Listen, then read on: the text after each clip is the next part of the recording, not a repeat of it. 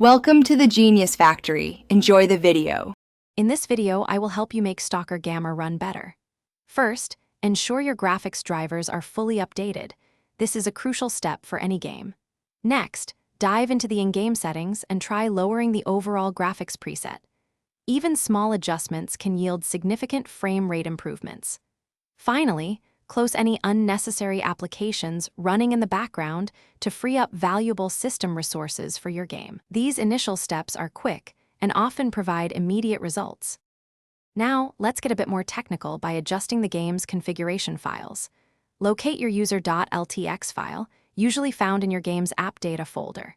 Here, you can manually disable demanding visual effects that aren't easily toggled in-game. Specifically, reducing shadow quality and distance can offer a substantial boost to your frames per second.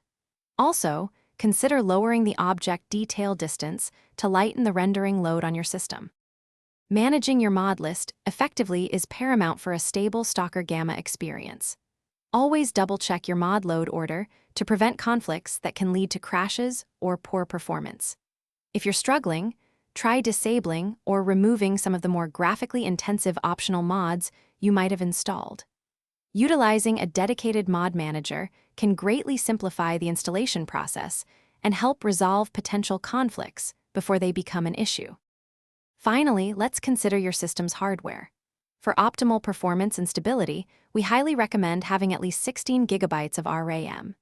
Installing Stalker Gamma on a solid-state drive, or SSD, will drastically reduce loading times, making your gameplay much smoother. Always keep an eye on your CPU and GPU temperatures. Overheating can cause your system to throttle performance, leading to frustrating frame drops.